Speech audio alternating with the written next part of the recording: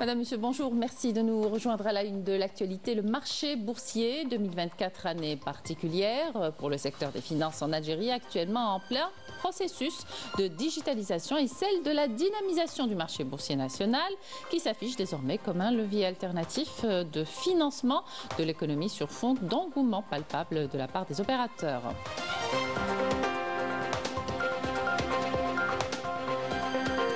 À Gaza, 28 Palestiniens sont tombés en martyrs dans plusieurs frappes de l'armée sioniste au cours de la nuit, dont 4 enfants dans une école abritant des déplacés. Et au Yémen, l'armée américaine a annoncé samedi avoir mené des frappes contre des installations militaires des Houthis dans la capitale yéménite Sanaa. 4e anniversaire de la normalisation du Merzen avec l'entité sioniste, franchissant ainsi toutes les lignes rouges après avoir livré le royaume à une entité coloniale destructrice qui s'en sert comme base arrière pour mettre à exécution ses desseins malveillants dans la région.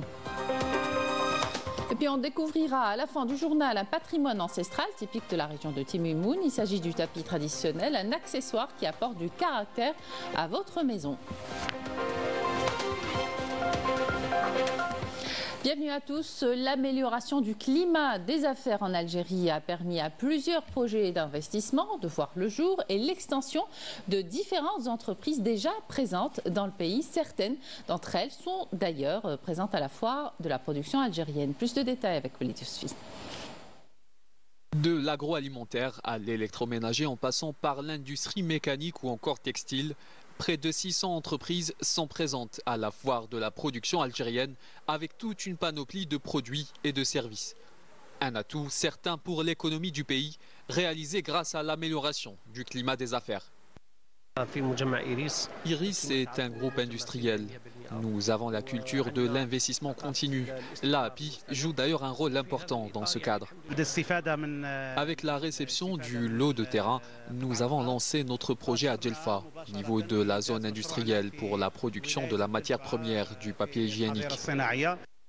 Des entreprises nationales ou privées qui ont mis en avant leurs compétences et obtenu des résultats positifs grâce notamment aux mécanismes de soutien et d'accompagnement mis en place par l'État. Nous poursuivons nos efforts pour améliorer et créer un climat attractif pour l'investissement et mettre en place une première évaluation du système d'investissement. À noter que près de 11 000 nouveaux projets d'investissement ont été enregistrés au niveau de l'agence algérienne de promotion de l'investissement jusqu'à décembre 2024 pour une valeur totale qui dépasse les 4 400 milliards de dinars. Et avec un nouveau cadre réglementaire conçu en vue de donner une plus grande attractivité au marché boursier pour les entreprises à la recherche de financement, la Bourse d'Alger a commencé en 2024 à récolter les fruits de cette réforme. Les explications de Lila Sefta. La Bourse d'Alger compte actuellement 6 entreprises cotées. En 2023, la valeur totale des échanges sur le marché boursier algérien a atteint 508,9 millions de dinars, marquant une augmentation de 268% par rapport à l'année précédente. Malgré les nombreux défis, le pouvoir public semble amorcer une sortie de marasme. Entre résilience et premiers signaux positifs, la Bourse d'Alger montre qu'elle peut encore jouer un rôle stratégique dans la relance économique du pays.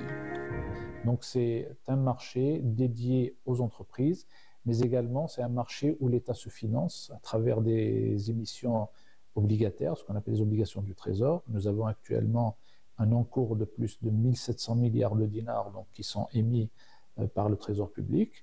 Et bien sûr, il y a une possibilité selon la loi pour les collectivités locales de se financer également, mais cette partie-là n'est pas encore activée au niveau de la bourse.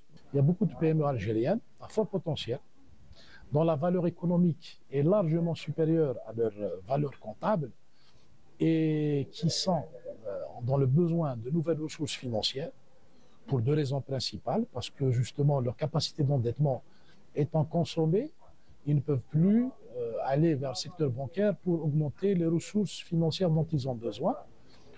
Ou la deuxième raison, pour des raisons on va dire religieuses, parce qu'ils n'accèdent pas au crédit bancaire par un choix on va dire individuel. L'objectif est clair, faire de la bourse un levier pour financer les PME, attirer les capitaux étrangers et, à long terme, réduire la dépendance aux revenus pétroliers. La Bourse d'Alger a créé en 2012 un marché dédié aux entreprises de taille moyenne, qu'on appelle les PME. Donc il y avait un marché qu'on appelait le marché des petites et moyennes entreprises. Il a été créé en 2012 parce qu'on considère déjà que l'État fait énormément d'efforts pour créer un tissu de petites et moyennes entreprises qui vont soutenir en fait l'économie, soutenir les grandes entreprises. Et d'un autre côté, les PME sont des entreprises qui ont plus de marge de croissance, donc qui pourront éventuellement donner plus de revenus aux investisseurs. Certaines économies, à l'instar de l'économie américaine, la bourse est très importante et elle finance l'économie d'une manière plus significative que le secteur bancaire. Donc on a intérêt à la développer, d'être à l'instar de certains pays proches de nous, comme la Tunisie, où il y a une centaine de titres cotés, idem pour l'Égypte. Bien qu'encore embryonnaire, la bourse algérienne représente un potentiel inexploité. Avec une stratégie cohérente, un cadre réglementaire attractif et une sensibilisation accrue, elle pourrait devenir un acteur clé du développement économique du pays.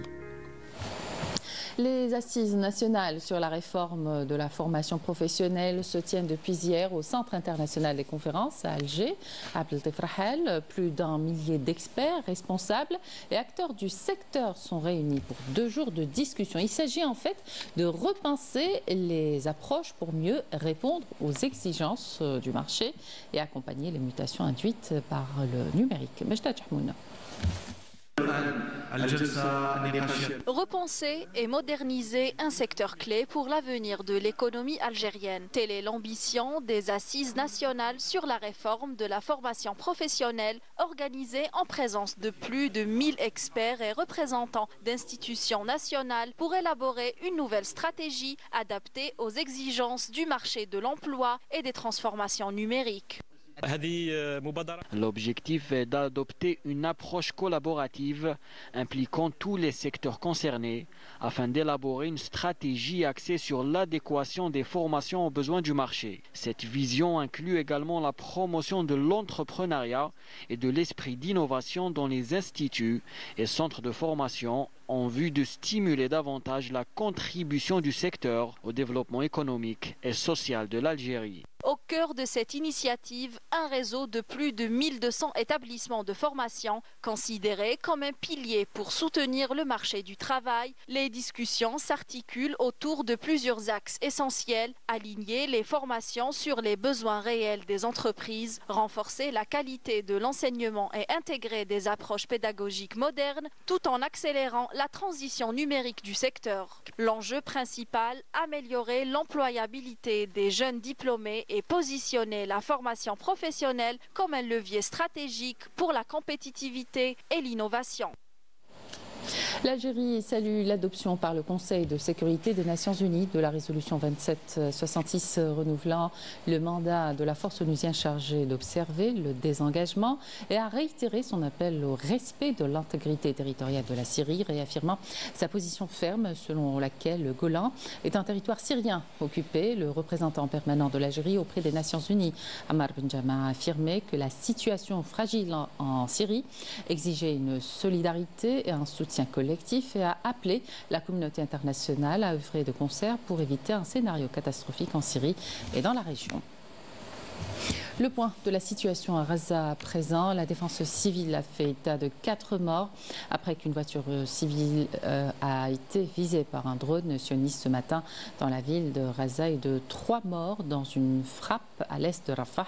Une frappe aérienne sioniste ciblée a visé dans la nuit l'école Moussa ibn Moussaïr qui accueille des milliers de déplacés dans l'est de la ville de Raza, a fait 8 martyrs dont 4 enfants. Une frappe aérienne sioniste a également fait 13 autres victimes à Deir el-Balah. L'ONG Action Aide Internationale a souligné que la faim et la malnutrition dans le nord de Raza a augmenté rapidement et que le seuil de la faim avait déjà été dépassé mais que l'aide n'atteignait que très peu de régions.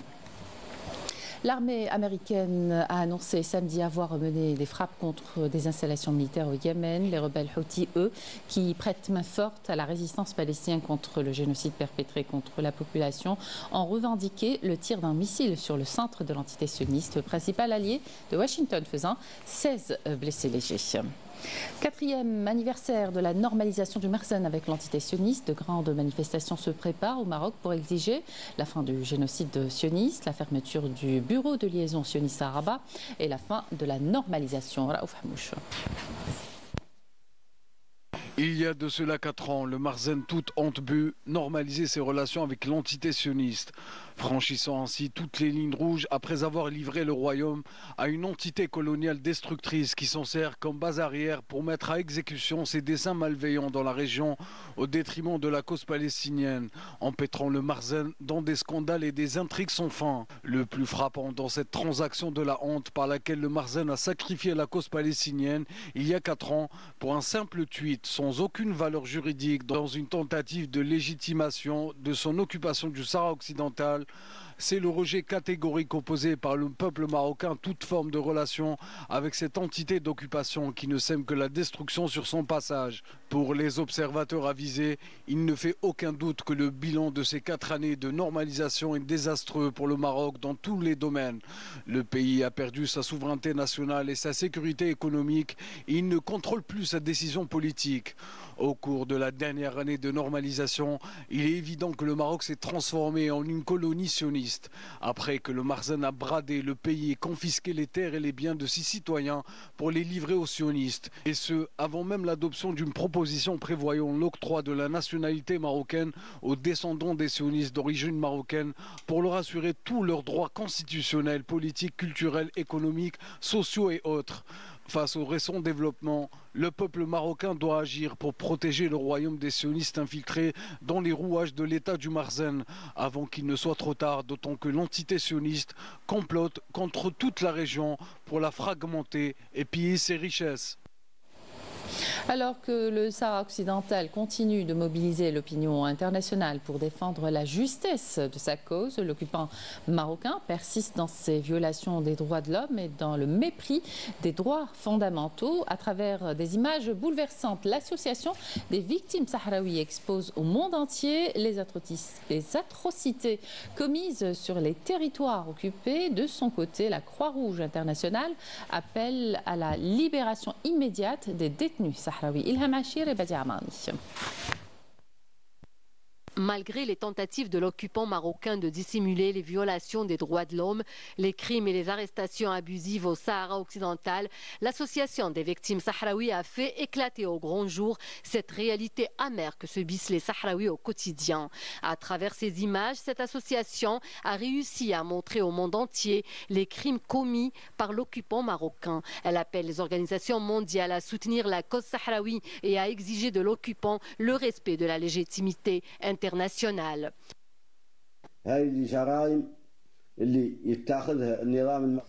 Il faut dénoncer les crimes commis par l'occupant marocain contre le peuple sahraoui. La communauté internationale doit se conformer à ses obligations et soutenir le peuple sahraoui pour le libérer de cette prison à ciel ouvert.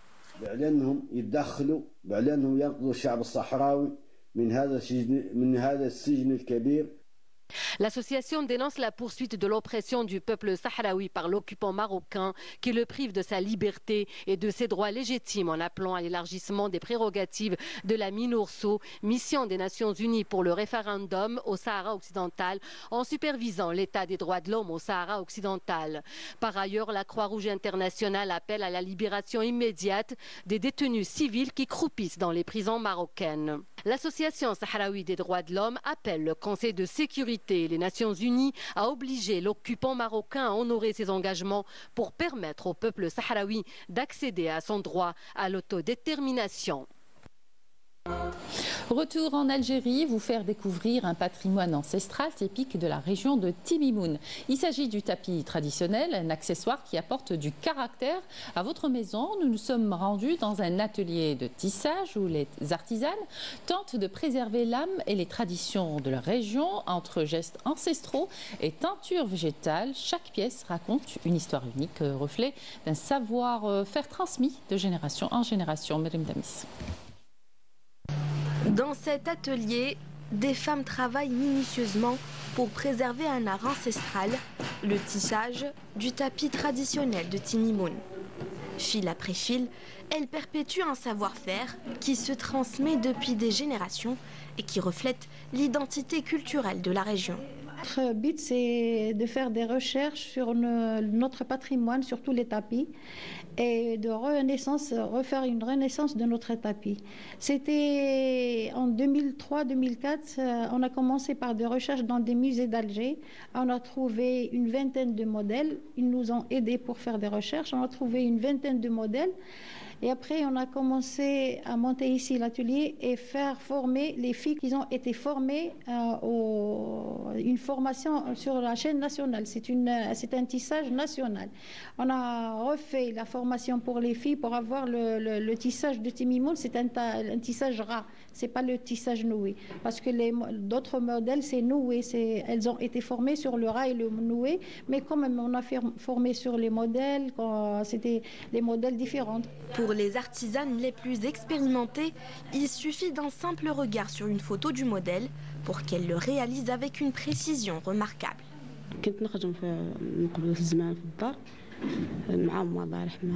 J'ai appris le tissage à la maison avec ma mère. Depuis que je fais partie de cet atelier, j'ai découvert de nouvelles techniques. Je n'ai même pas besoin de mesurer, il me suffit simplement de regarder la photo du modèle. Pour obtenir des couleurs authentiques, les artisanes de cet atelier utilisent exclusivement des teintures végétales. En ce moment, nous sommes le seul atelier en Algérie qui réalise toutes les couleurs 100% naturelles. Il demande de la patience, il demande du temps. Par exemple, on utilise beaucoup de produits qui sont connus chez les gens, le henné, la garance, le noyer, l'écorce de grenade, les pelures d'oignon. Aussi le thé, donc il y a plusieurs, et on utilise la pierre d'Alain comme mordant dans quelques produits par exemple qui nécessitent le mordant sage. Par contre, d'autres produits qui existent le mordant naturel, donc on n'a pas besoin d'utiliser la pierre d'Alain. Chaque tapis réalisé ici raconte une histoire, celle d'un savoir-faire préservé avec passion.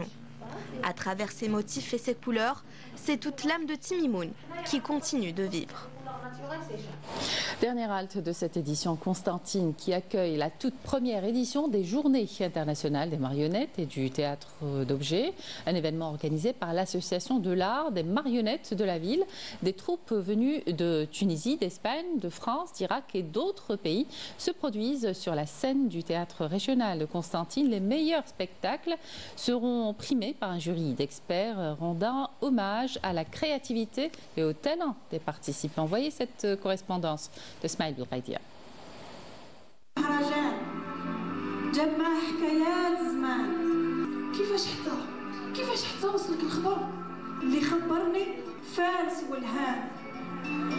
Le théâtre régional de Constantine abrite les premières journées internationales de la marionnette avec une participation record de plus d'une centaine de manipulateurs de poupées. L'événement lui-même, c'est autant la présence des techniciens de cet art, de cette technique de la marionnette. C'est des gens qui ont un niveau vraiment mondial.